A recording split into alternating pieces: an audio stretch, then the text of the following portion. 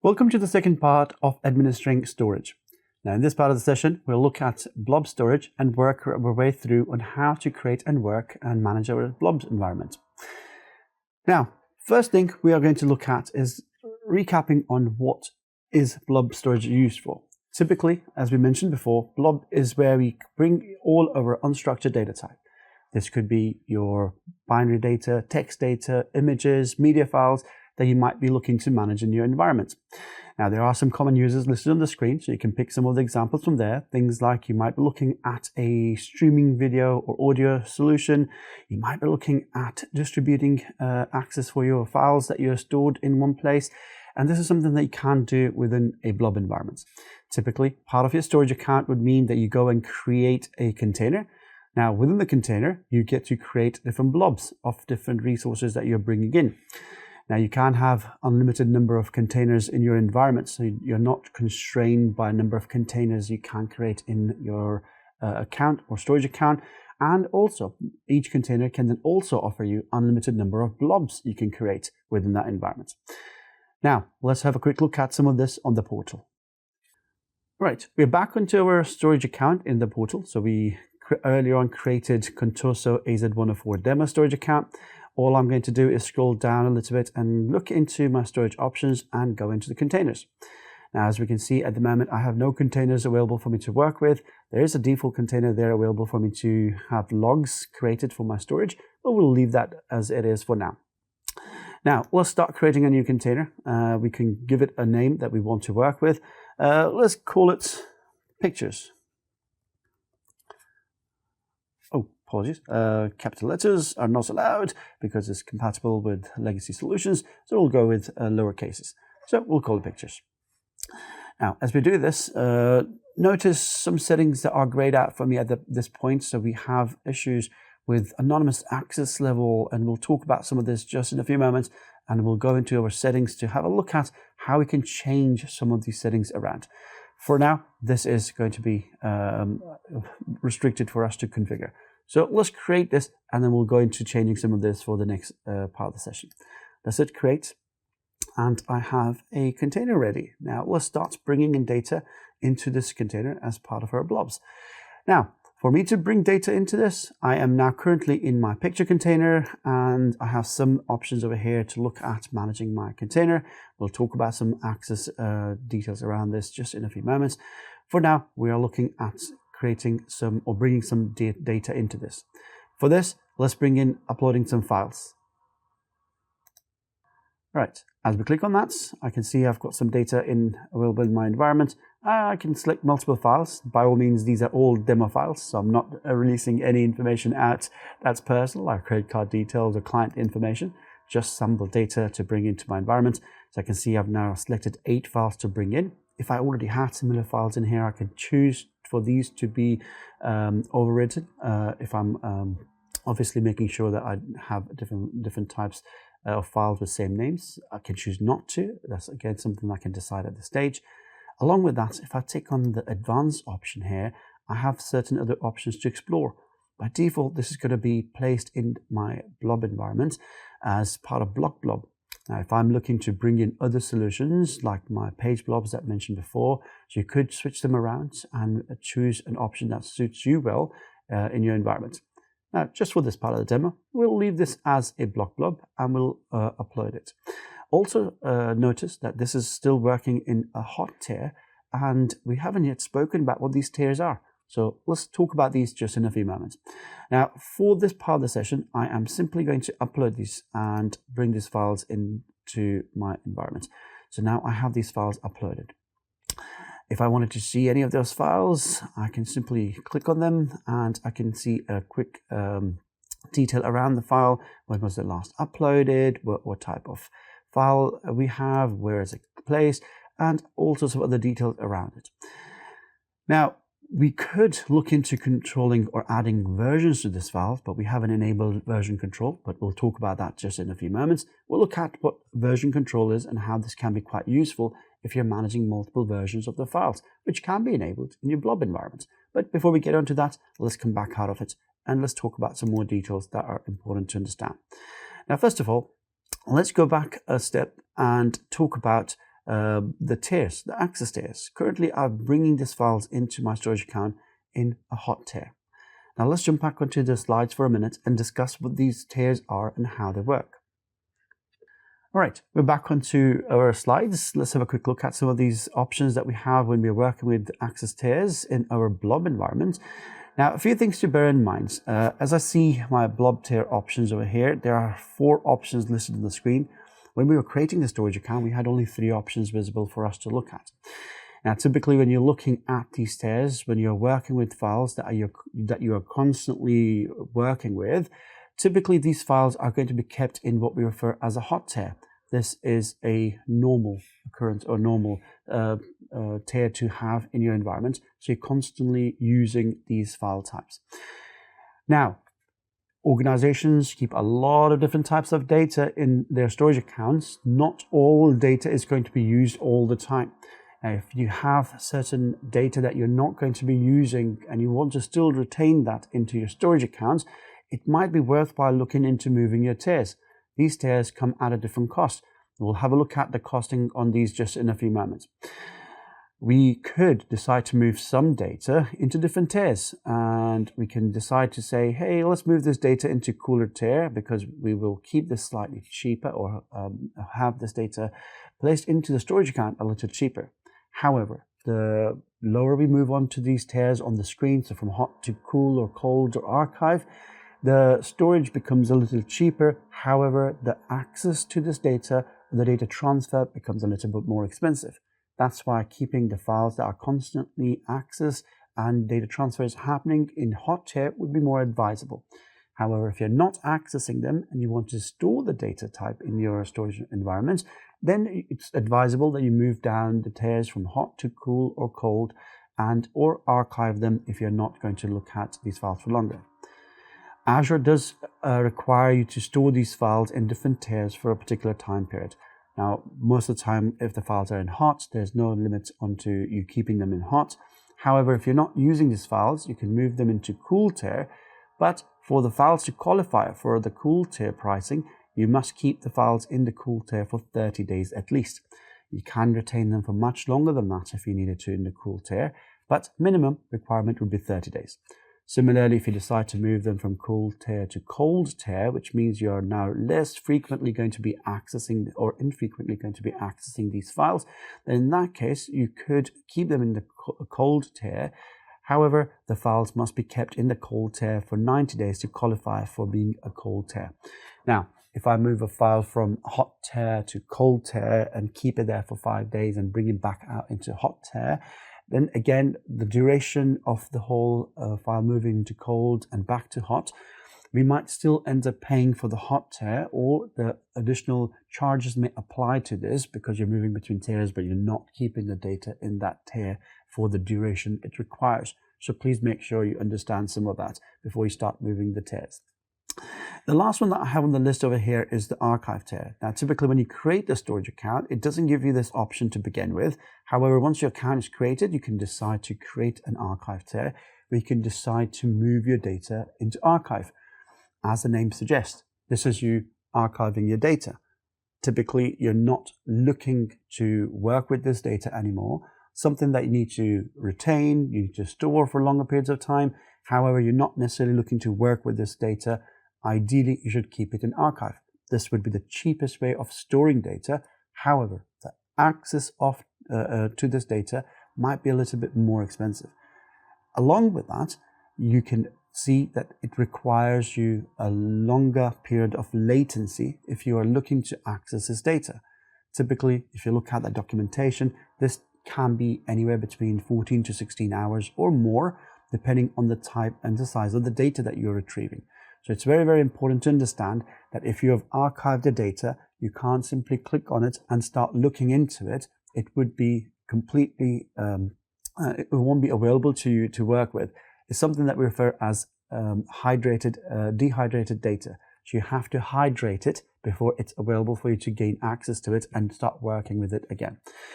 Now, if you are keeping your data in an archive environment, then you must retain that data in archive for a minimum of 180 days for it to qualify for an archive data.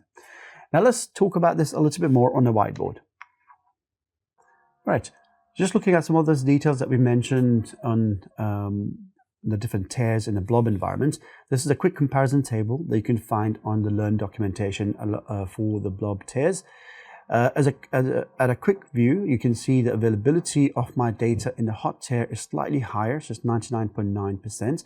However, all the other tiers are still at 99% availability.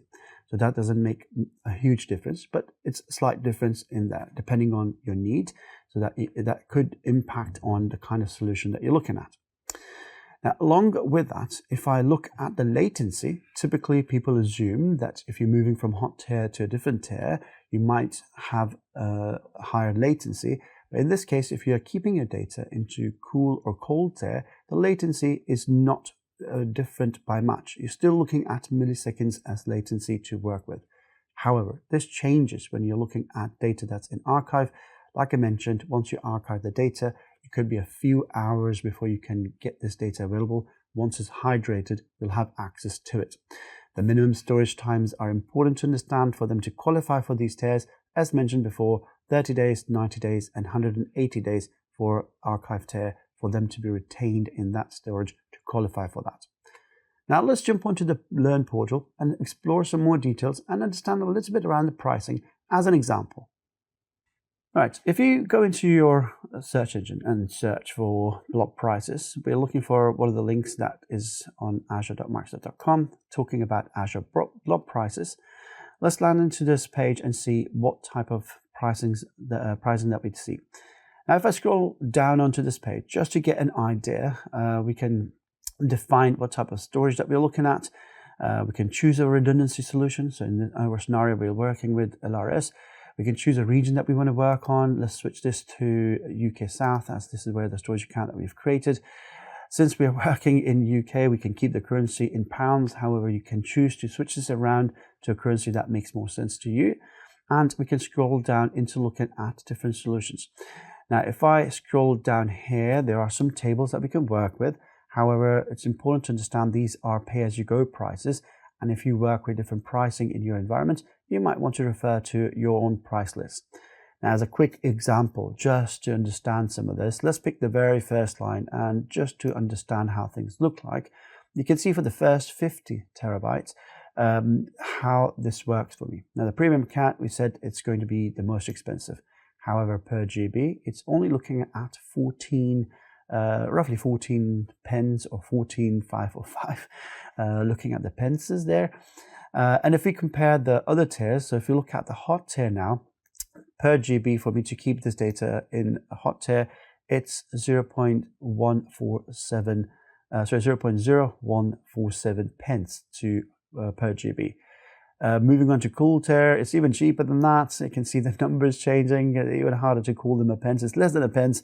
So it's 0.00849 per GB in the cool tier. Cold tier gets even cheaper, so you can see that number change from 0.008 to now going into 0.00348 pence per GB. And if I place that into archive, that gets even cheaper for me to look at. So we are now dropping down to 0.00139 as per GB cost. Now, obviously, you can carry on looking at calculation of your data depending on the size you have, but just to give you an overall idea that this is your storage cost that you might have in terms of storing the data. So it's cheaper if I move from hot tier to cool to cold and archive. So if I have no need to keep this data in hot because I'm not accessing it and I'm just going to keep it there, then it's worthwhile me thinking of moving tiers in this case. Now, one more thing that's worthwhile looking at, if I scroll further down onto the same documentation over here, it talks about the operations and data transfer. This is where I mentioned the access to the data. If you are going to be constantly working with this data and utilizing this data, then you have the operations and transfer cost that is added to these resources. Again, if you wanted to compare this in terms of me working with the data that's in the hot tier, is slightly cheaper as you compare this to cool or cold tier. So you can see the price goes up for me in some of these areas. So again, working with the archive tier to retrieve this data and work with this data is slightly more for me to look at as compared to my hot tier. So if you are constantly working on this data, it might still be worthwhile keeping it in the hot tier. But if you're not and you're just using it to store somewhere, you might move down the tiers and save costs on storing this data. Now, let's jump back onto the portal. Now, as we create these files and keep them in different tiers, again, like I said, when you're uploading them, we had an option to choose different tiers within the blobs that you're working with. You can manage it that way. So for instance, if I upload a new file, let's go into browse and then choose something that I haven't already got. So let's bring in a new file here called hash. And if I start looking to bring this file in, I can go into my tiers here and define this is going to be kept in the cold tier. So I'm not going to be working with this too much, but I just need to store it. But remember, in the cold tier, for it to qualify for that, it must be retained there for 180 days for it to be part of the cold tier. Apologies, it should be retained there for 90 days. 180 days is for my archive tier. So again, getting those numbers right. So making sure that if it is in the cool tier, it's 30 days, cold tier is 90 days, and archive tier is 180 days. All right, now once I've done that, I've kind of created my blob, I've created my data. A lot of the time, organizations will have a lot of different type of data available for them to work with. It becomes a little trickier for someone that's managing the data in your storage account to understand which part of the data needs to move different tiers. We don't want this to be a full-time job for someone to constantly do this all the time, going through the files and checking which files they need to move to different tiers to save cost. So could we do something different? Again, talking about the least admin effort in scenarios to make sure we are achieving things by simply doing tasks that can minimize our effort. Now, for us to do this, let's explore one more solution in here. Now, on the portal, if I take a step back out and look at my containers, or actually my storage account, and I scroll down in my blade for my storage account and look for something over here called lifecycle management. We can simply go into the lifecycle management, and this is where we can start creating different policies that might help us, or rules that might help us to manage some of that for us. Now, earlier when we were creating the storage account, one thing that I mentioned was that you need to enable tracking if you need to see who was last accessing a file or a data type that you have. In that case, if you are going to monitor some of that, for us to enable lifecycle management, we might want to tick that as well if we are looking to create a rule based on last access to the file. So for now, we'll tick this and see how the lifecycle management can help me in managing some of these tiers for me in my environment. Now, what we can do is we can go and create a rule. We can create a rule, give it a name. Let's call this lifecycle management or lifecycle management rule 1. And that's what we are calling this rule for today. However, make sure you create better naming conventions than I do in my demos. All right, scope for this rule. Am I applying this rule to all the blobs in my storage account? By all means, you can limit this. You can choose a particular blob that you might be working on. And as soon as I choose the limited blobs, you can see it comes up with an option for me to choose the base blob. So you can define, it shows me the filter, set filter option that can define which part of the blob am I looking to bring within this policy. So we'll have a look at some of this option just in a minute. Apart from that, if we apply this rule to my entire storage account, we can work with that as well. So we'll look at both these examples at a very quick overview, and let's move on to this. Again, within this, we have some other options to choose from. Things like, am I working with block blobs or append blobs in this case, or am I managing this for just the base blobs that I have, or if I'm looking at snapshot or versions, which we'll talk about a bit later as part of the backup of my storage.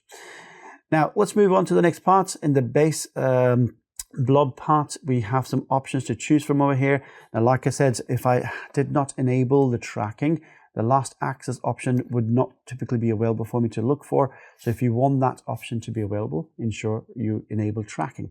I could go by last modified, I could go by created, so you can look at when it was created and since then, and you can also go by last access, which might make sense that if I am working with a file and I want to ensure that people are still opening and working with resources that we have in storage, since no one has accessed this file in a certain period of time, let's start moving this file across.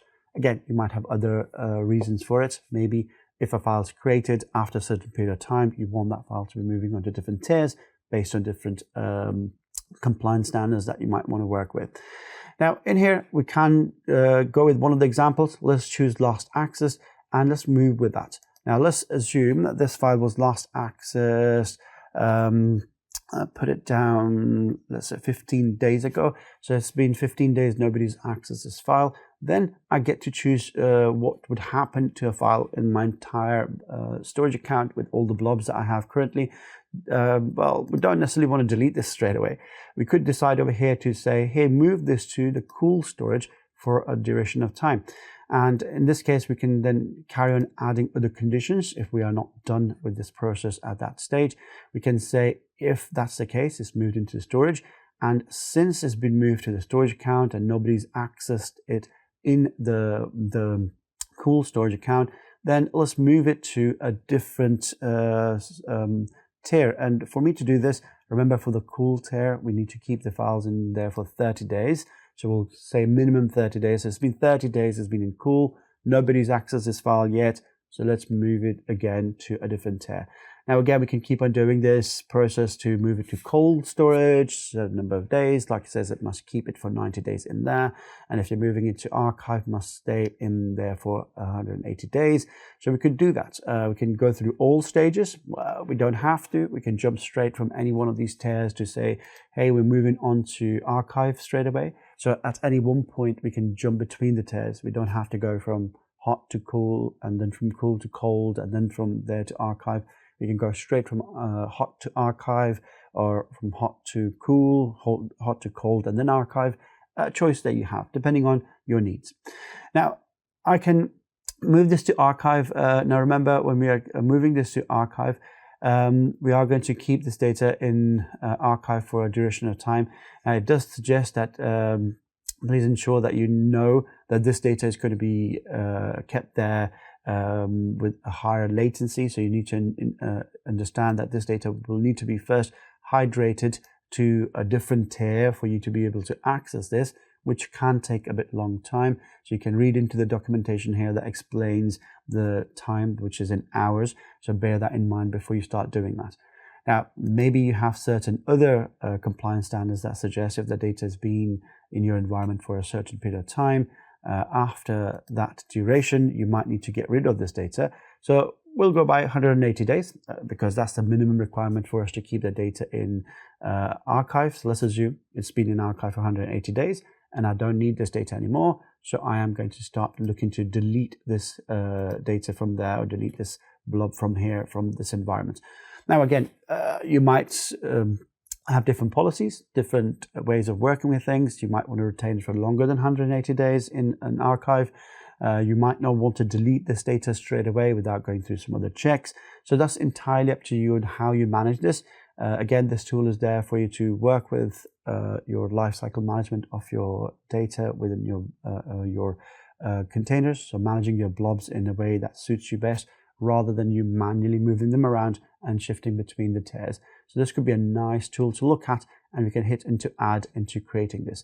Now, if I take a step back out for a minute and say, hey, I want to do this for a limited blob only. So in that case, I can go in here and, like I said, the top option to filter the sets becomes available. And here I can start typing the name of the container. For example, we said picture. So I can say this particular policy simply applies to my picture blob that we have, and we're working within that. Now, if you create further other paths within the filter, like I said, typically your blobs are flat structure, doesn't necessarily like working with folders and subfolders. However, you can still create that structure in there with what we refer as paths. So you can create a path in here to have your container name and the path that you have within that. So maybe a folder-like structure in here. But like I said, typically this is not what the blobs are designed to do, but you can have that structure in here. If you were doing that, typically this is how you would do. So your container name / the prefix of whatever resource that you're keeping in here, and then you can start adding this particular lifecycle management for that particular resource. Now we'll leave this out for now. Let's go back in. Let's say we are applying this rule to my entire storage account for this demo, and we can go next and we can simply hit add and simply create that rule that will help me manage my storage for this account. Now, apart from creating a lifecycle management rule for your blob and your containers, what we also can look at is talking about object replication. Now, at a quick overview to understand what object replication is designed to do, it helps you in replicating your objects to a different region. You could do this for multiple reasons. You could be looking at a solution that is creating you a disaster recovery plan. You could also be looking at bringing a solution closer to your users. If you have users in different parts of the world and different regions, instead of them accessing this data across different regions, you can create a replication or a replicated object within a region that's closer to your end users, and they can see this data closer for them in the region they live nearby.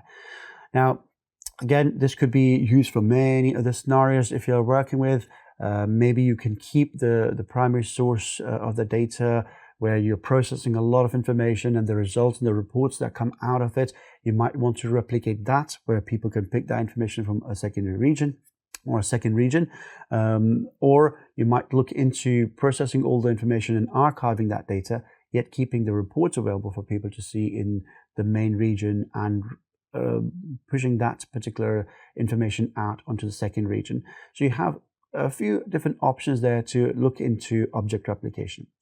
Now let's look into the portal on how this can be done. Now back into the portal, let's click on the object replication to start looking at the options to create this. Now, when we are in object replication, we can start creating a replication rule for us to define how it will replicate this data for us.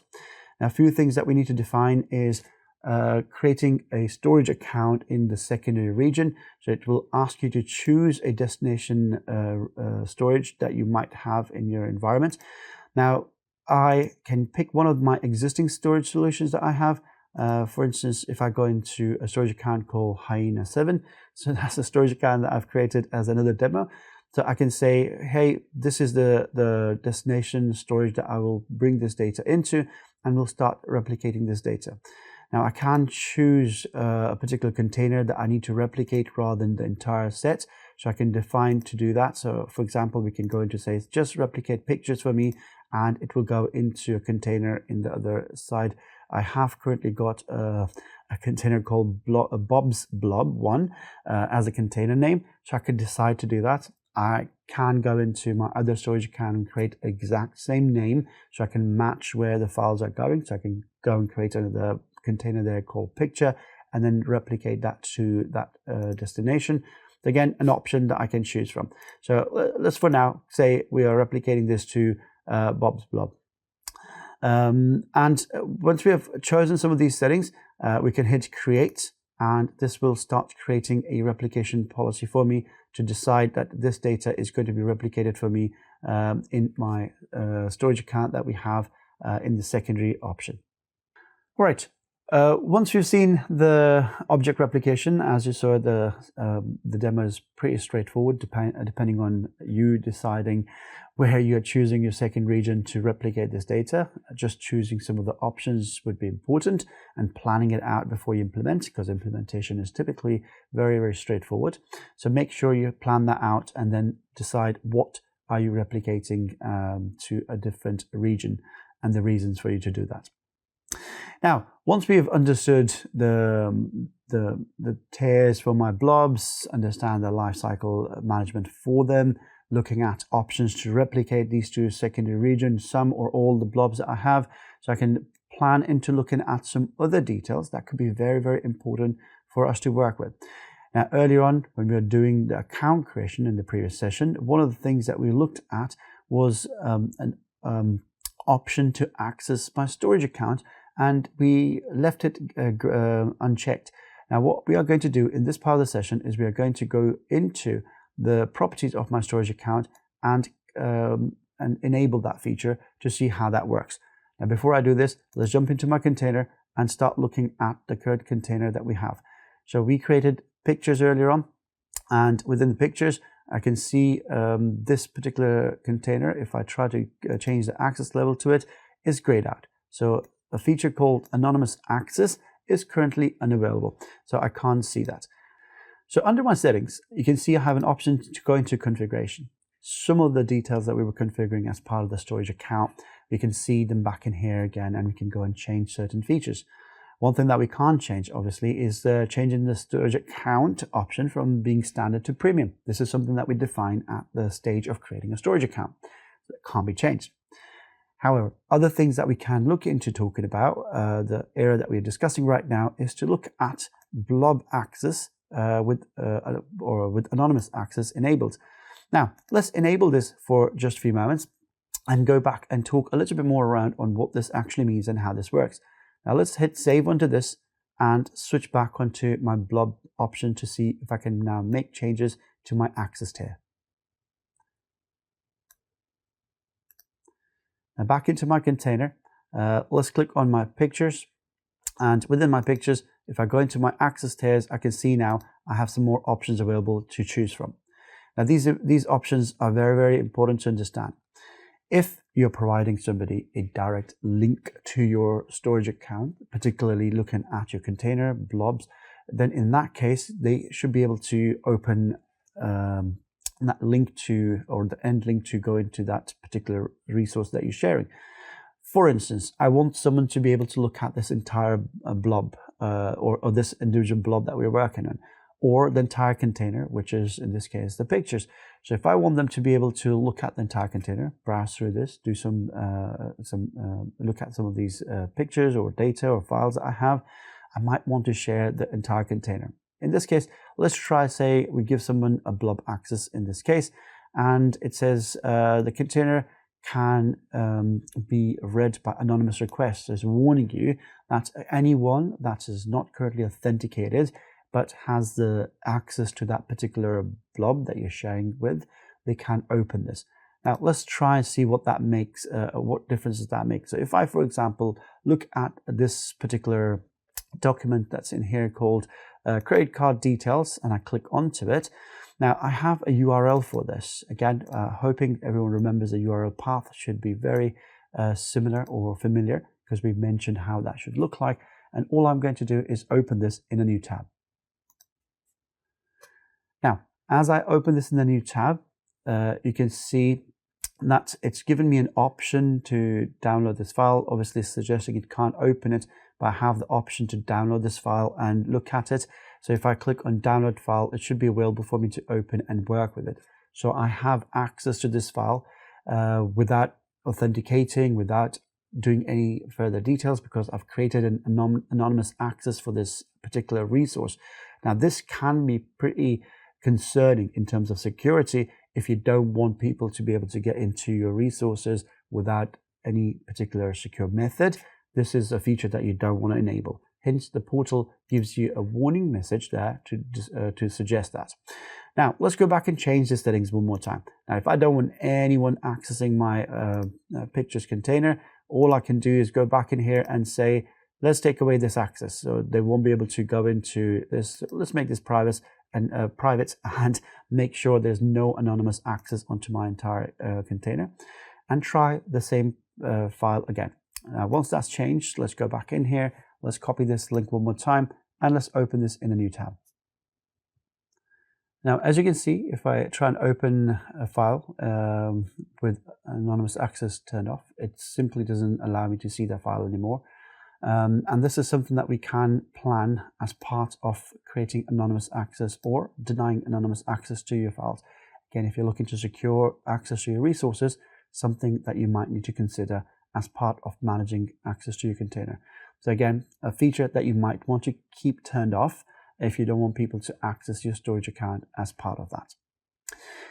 Now, along with accessing your storage account, one thing that's very, very important to understand, and this is something that we will need to discuss a little bit more in detail.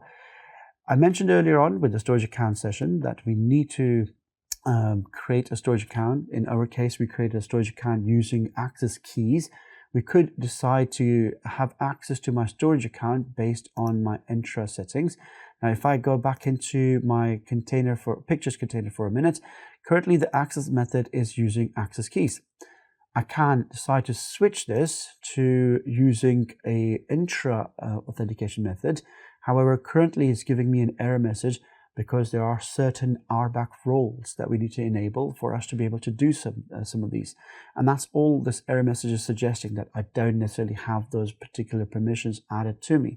Now, for me to do this, let's quickly have a look at my RBAC settings on my storage account.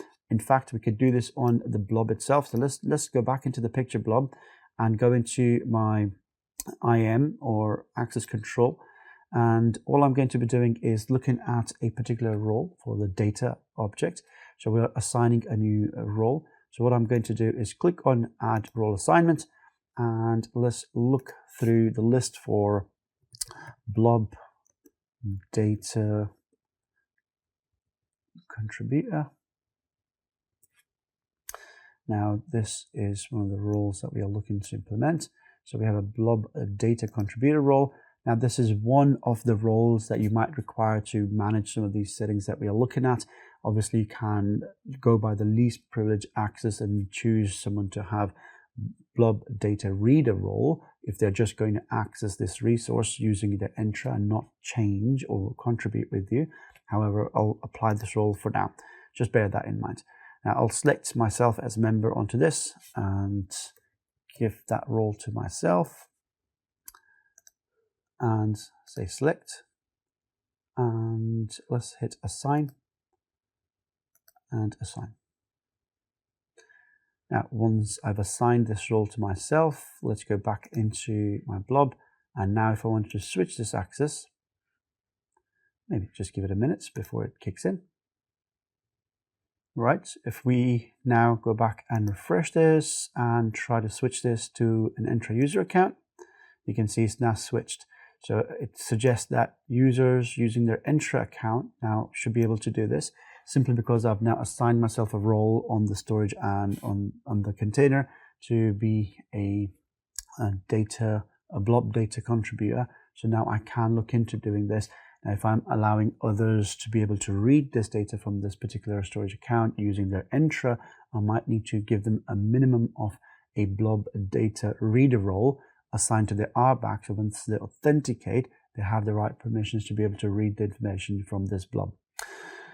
All right, now apart from this, let's switch this back to the keys for a minute and let's talk about some more details into the keys in my storage account. So let's go back into my storage account one more time and go down the blades to look at the access keys. Now, earlier on, I mentioned that when you create a storage account, your storage account is encrypted by default. So Microsoft is already looking to manage your storage account in an encrypted state. So data at rest in the storage account is encrypted. Typically in the back end, you can see there are two different keys that are managed within this account that will be helping you with some of that. So you don't need to particularly create them, but they are there available for you to look at. So I have a key 1 and key 2 to look at in this stage. And again, it also brings in the connection string available for me to look at if I am bringing this as part of my development tools for different solutions. I can bring in the connection string to connect those resources to kind of utilize the storage as part of that setup. Now, ideally, if you're working with storage solutions and you're plugging in your keys, it might not be advised that you take this key directly and embed this into the code of an application or the connection string directly into that. That's, again, not a best way of doing things. Typically, you might use another solution like your Azure Key Vault, as mentioned before in the course, that it would be a better place for you to maintain your keys. So this is something that you can maintain your keys and build a connection from that, from your application, to kind of look into gaining access to your storage account. So it is ensuring that this information is not shared or kept anywhere open in the code somewhere. Now, apart from bringing Azure Key Vault as a solution, a lot of the times you'll see developers using both keys rather than just using one key as a solution. So you can provide both the keys in your solutions. So for instance, let's assume one of your keys now is exposed, or something has gone wrong with a solution that had that key embedded into it, and you're now required to change this key. Now, typically the term that we'll use is rotating the key. It could be that you have an internal policy that after certain days you rotate these keys. Currently it says the keys have not been rotated. We just created the storage account, so this is 0 days old. However, after a certain number of days, you might require to change or rotate your keys.